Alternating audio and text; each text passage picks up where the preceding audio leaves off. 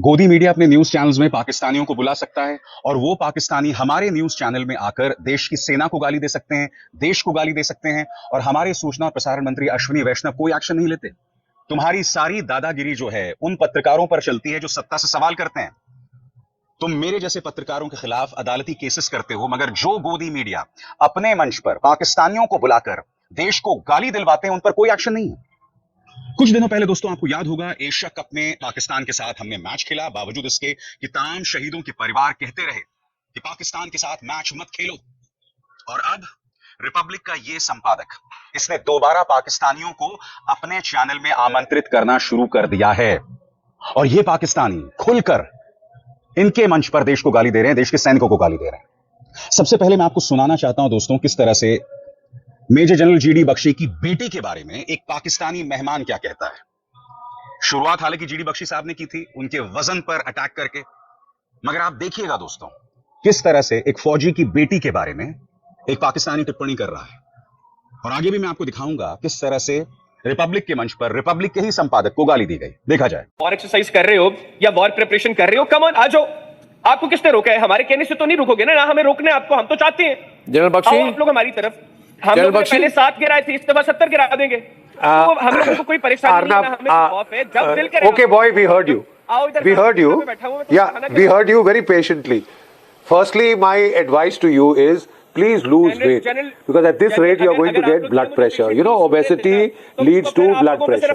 आप बहुत, you are overweight by a huge margin, and you are talking of military affairs. First lose some weight. I mean, this is a very friendly piece of advice.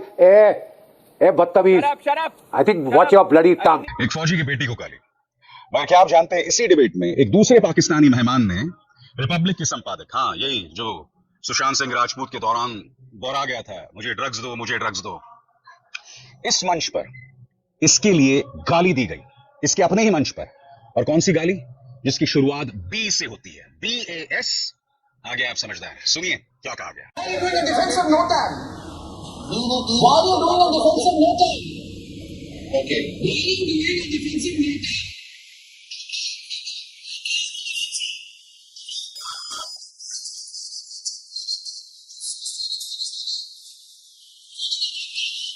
मैं देश के सूचना प्रसारण मंत्री से पूछना चाहता हूं, आपकी सारी दबिश डिजिटल मीडिया जर्नलिस्ट पर है।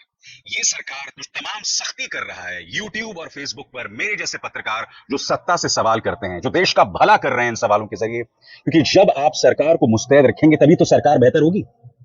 मगर ये न्यूज चैनल्स प्राइम टाइम में नफरत फैलाते हैं, जहर फैलाते हैं, पाकिस्तानियों को बुलाकर देश का अपमान करवाते हैं और ये लगातार चल रहा है। ये पहली बार नहीं है। याद कीजिएगा ऑपरेशन सिंदूर के दौरान 2 चीजें हुई थी। पहला, हमारी मीडिया जो है लगातार झूठ बोल रही थी कि भाई हम इस्लामाबाद पहुंच गए, हम कराची पहुंच गए और दुनिया भर में हमारा मजाक बना था।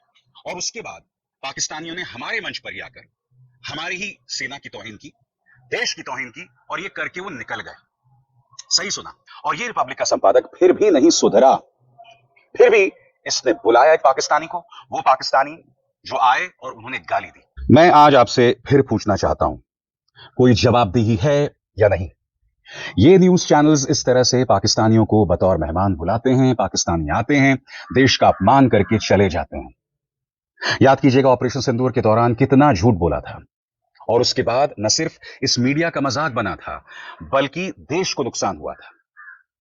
सबसे बड़ी बात मैं नहीं बोला हूं कि ऑपरेशन सिंदूर के बाद अश्विनी वैष्णव सामने आते हैं और इसी गोदी मीडिया की तारीफ करते हैं। मैं आपसे समझना चाहता हूं झूठ बोल के भारत की साख, भारत का रुतबा कैसे बढ़ रहा है, मैं आपसे समझना चाहता हूं। अश्विनी जी, आपने तो हद ही कर दी है। मैं फिर पूछना चाहता हूं कि पाकिस्तानी हमारे ही मंच पर आकर, गोदी मीडिया के मंच पर आकर देश को गाली कैसे दे सकते हैं? इससे फायदा किसको हो रहा है? मैं समझता हूं कि इस तरह का कचरा दिखाकर आपको टीआरपी मिलेगी, आपको रेटिंग्स मिलेंगी, आपको पैसा मिलेगा उसके चलते। और इत्तेफाकन ये वही पत्रकार, याद कीजिएगा, मुंबई पुलिस की चार्जशीट थी, तब इसने क्या कहा था याद है आपको? कि जब पुलवामा हुआ था हमारे 40 जवान मर गए थे, मगर उसके बाद हमारी चैनल को जो रेटिंग्स मिली थी, वी वन लाइक क्रेजी, यानी कि हमें शानदार जीत मिली थी। हमारे 40 जवान शहीद हो गए, इस आदमी को जीत कैसे मिली? यह सवाल पूछा जाना चाहिए। और याद कीजिएगा दोस्तों, ऑपरेशन सिंदूर के दौरान इसने ऐसे कई कार्यक्रम किए थे जिसमें पाकिस्तानियों ने आकर भारत की तौहीन की थी। और मैं आपके सामने 2 मिसाल पेश करना चाहता हूं। सबसे पहले आपकी स्क्रीन पर गौरव भाटिया और एक पाकिस्तानी मेहमान। यहां पर एक पाकिस्तानी मेहमान गौरव भाटिया की तुलना एक कुत्ते से करते हैं। ये वही गौरव भाटिया हैं जो विपक्ष की प्रवक्ताओं के बारे में अनर्गल बयान देते हैं। आपको याद होगा रागिनी नायक को ताड़का कहा था। आपको याद होगा सोनिया गांधी के लिए इन्होंने एक शब्द का इस्तेमाल किया था, गांडोस। और मुझे आपको बतलाने की जरूरत नहीं कि उसका क्या मायने है। इस तरह की शब्दावली का इस्तेमाल करते हैं अपने महिला प्रवक्ताओं के बारे में, विपक्ष की महिला प्रवक्ताओं के बारे में, या सोनिया गांधी जैसे वरिष्ठ नेताओं के बारे में। अब देखिएगा, एक पाकिस्तानी मेहमान ने इन्हें कुत्ता बता दिया और ये सलीके से जवाब नहीं दे पाए। देखा जाए क्या हुआ था। व्यक्ति है, इनको कहते हैं धोबी का कुत्ता, ना घर का ना घाट का। ये हर जगह। अभी Arnab called you the same thing, he said मैं जो भी तुम्हारा नाम है तुम्हें छोड़ूंगा। Like India because today Arnab अगली दफा मेरे पे किसी को छोड़ने उसकी पेडिग्री चेक करना थोड़ी बेहतर होनी चाहिए। और बात वहां नहीं रुकी। इसी डिबेट में इसी पाकिस्तानी मेहमान ने जनरल बिपिन रावत, स्वर्गीय जनरल बिपिन रावत के बारे में आपत्तिजनक बयान दिया था। फिर भी इस व्यक्ति ने दोबारा पिछले 24 घंटों में पाकिस्तानियों को बुलाया। अगर आप भूल गए हों तो मैं आपको याद दिलाना चाहूंगा कि जनरल बिपिन रावत के बारे में क्या कहा था उस पाकिस्तानी मेहमान ने। सुना जाए और शर्मिंदा होइए। तो तुम्हारा वो बिपिन रावत था ना, the clown that you guys had in the Indian army, वो कहता था कि मैं कश्मीर का डीएनए बदल दूंगा। उसके बाद खुद देखा था हाउ ही वाज बर्न्ड और उसका डीएनए नहीं मिल रहा था। तो तुम लोग आते क्यों नहीं हो? तो clown that tilt headed clown of yours was burned उसका डीएनए ढूंढने के लिए तुम्हें दिल्ली से टीम भेजनी पड़ी थी। You guys talking about Pakistan. मैं आपको इसलिए कह रहा हूं शर्मिंदा होइए दोस्तों, क्योंकि आप ही लोग इन चैनल्स को देखते हैं, इन्हें रेटिंग्स देते हैं और इन्हें लीगैलिटी देते हैं। क्योंकि सरकार का खेल साफ तौर पर दिखाई दे रहा है। सरकार इन न्यूज चैनल्स का इस्तेमाल करती है भारतीय जनता पार्टी के लिए वोट बटोरने के लिए, क्योंकि ये न्यूज चैनल्स किससे भिड़ रहे होते हैं? ये न्यूज चैनल सिर्फ और सिर्फ विपक्ष के प्रवक्ताओं से भिड़ते हैं, उन्हें टारगेट करते हैं, उनके खिलाफ दुष्प्रचार चलाते हैं। मगर जब ये पाकिस्तानी आकर अनर्गल कहकर चले जाते हैं तो उनकी हिम्मत नहीं होती है। आपको याद है अंबानी के न्यूज चैनल में किस तरह से एक पाकिस्तानी ने आकर ताना मारा था सुंदर पिचाई को लेकर? याद है आपको? आपको याद है किस तरह का ताना मारा था उन भारतीयों के बारे में जो बेड़ियों में अमेरिका से आए थे? और वो पापा की परी जो मोदी जी से इंटरव्यू के दौरान कहती कि आप कौन सा टॉनिक पीते हैं, जहर का घूंट, अपमान का घूंट पीकर रह गई। देखिए क्या हुआ था डिबेट में। देखिए पहली बात है, ये तो मैं मानता हूं कि भारत की इकोनॉमी बड़ी बेहतर हुई है, भारत ने तरक्की की है, इसको तो मैं मानता हूं, इस पे मैं गलत एनालिसिस नहीं करूंगा। लेकिन दूसरी बात, ये जिन लोगों की सुंदर पिचाई की बात कर रहे हैं, अगर ये सारे लोग इंडिया में होते तो खज्जल हो रहे होते। वहां चले गए, आपने कहा ये हमारे हैं। वो 8 लाख बंदा अमेरिका में डोनाल्ड ट्रंप चेनें डाल के अपने चार्टर्ड जहाजों में इंडिया भेज रहा है, उसका जिक्र नहीं किया सुधांशु चतुर्वेदी साहब ने। वो जो 8 लाख बंदे को चेनें डाल के भेजा जा रहा है अमेरिका से, उसको तो ऑन नहीं करते तुम लोग। और वो जो सुंदर पिचाई भाग के इंडिया से भागा अमेरिका पहुंचा, अब कहते हो वो मेरे मामू है, मेरे चाचू है, सुंदर पिचाई मेरे दादा अबू है, कोई कहता है सुंदर पिचाई मेरे नाना अबू, कोई कहता है मेरा चाचू है, कोई कहता है मेरा बड़ा मामू है। अब आप लोग उसको याद करते हो जो 8 लाख बंदा। और बात वहां नहीं रुकती दोस्तों। एक डिबेट में एक पाकिस्तानी मेहमान ने टिम्बर के सोटे का जिक्र किया।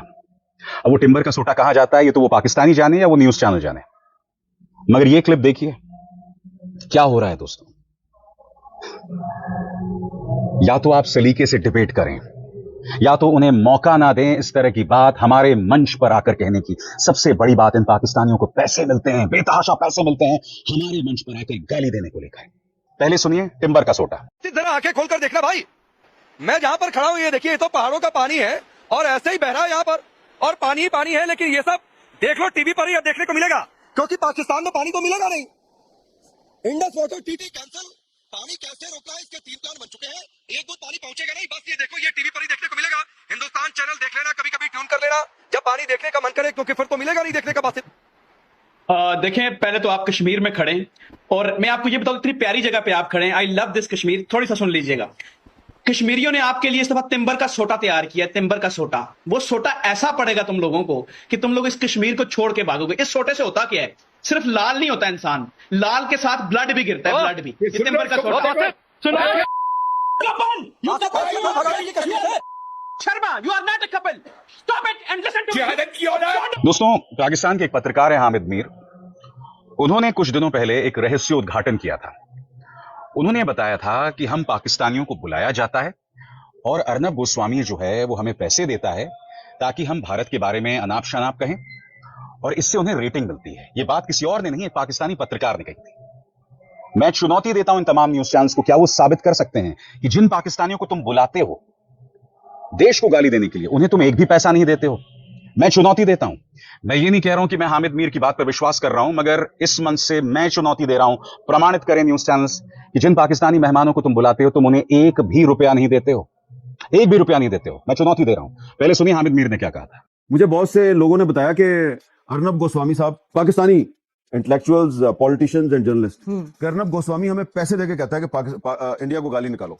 अच्छा, मैंने कहा क्या? वो कहता है कि इंडिया को गाली निकालो इंडियन टीवी चैनल पे। उन्होंने कहा हाँ, और हम निकालते हैं और हमें बहुत पैसे मिलते हैं। मैंने कहा तो ये क्यों गाली निकलवाता है? कहते हैं वो फिर जो है ना 3 मिनट हमें देता है इंडिया बैशिंग के, 10 मिनट फिर पाकिस्तान बैशिंग करता है, उसकी रेटिंग ऊपर चली जाती है। देखा आपने, इस तरह से देश का अपमान होता है, बार बार होता है, लगातार होता है, मगर अश्विनी वैष्णव के कान में जू तक नहीं रेंग रही है। फिर से वही खेल शुरू हो गया है, और ये खेल गोदी मीडिया और भाजपा दोनों के स्तर पर दिखाई देता है। ये भारतीय जनता पार्टी ऑपरेशन सिंदूर के बावजूद, पहलगाम हमले के बावजूद पाकिस्तान के साथ एशिया कप में खेलती है। क्यों? क्योंकि जय शाह की साख बचानी है, उनकी नाक बचानी है, जो कि आईसीसी के सबसे ताकतवर आदमी है। इनको शहीदों की अस्मिता, गरिमा से कुछ लेना देना नहीं है। इनका मकसद है सिर्फ अपने लोगों की वजूद, उनकी गरिमा, उनकी इज्जत को बचाना। That's it. उसी तरह से गोदी मीडिया समानांतर तौर पर इनका क्या मकसद है? रेटिंग्स हासिल करना, पैसे हासिल करना। बुलाओ पाकिस्तानियों को, गाली दिलवाओ देश को, तुम भी 4 गालियां दो उन्हें, बस दैट्स इट। इसके अलावा कुछ नहीं। और अपमान किसका हो रहा है? जनरल बिपिन रावत का। अपमान किसका हो रहा है? देश का। और एक जगह तो भाजपा के एक प्रवक्ता को कुत्ता तक बता दिया गया था। अब क्या कीजिएगा? उन पाकिस्तानियों पर हिम्मत है कोर्ट केस करने की? यानी कि भाजपा के प्रवक्ता खुद टीवी डिबेट्स में अजीबोगरीब हालात में आंशिक कपड़ों में बैठ जाते हैं, लोगों पर कोर्ट केसेस करते हैं, मगर जहां पाकिस्तानियों तुम्हारे बारे में इतना अनर्गल वाहियात बातें करते हैं, वहां पर तुम्हारे पास एक शब्द नहीं रहता। इन गोदी एंकर्स के पास एक शब्द नहीं रहता। और क्यों नहीं रहता? क्योंकि तैयारी नहीं है, पढ़ते लिखते नहीं है। आप तर्कों का जवाब तर्कों से दोगे ना, गाली का जवाब भी तर्कों से दिया जाएगा। गाली का जवाब भी सिर्फ गाली से दे सकते हैं, तो फिर पत्रकारिता किस काम की? अगर एक पाकिस्तानी आकर गाली दे रही है तो तुम भी गाली नहीं दे सकते ना, तुम्हें तर्कों के जरिए जवाब देना पड़ेगा। ये तर्क इस गोदी मीडिया के पास नहीं है, क्योंकि आधे अधूरे लोग हैं, पढ़ाई लिखाई नहीं करते हैं। यदि पत्रकार किसने बना दिया, एंकर किसने बता दिया, यही बात नहीं समझ आती। मगर ये इनकी हकीकत है, और ये देश का अपमान है, और उसके अलावा कुछ नहीं।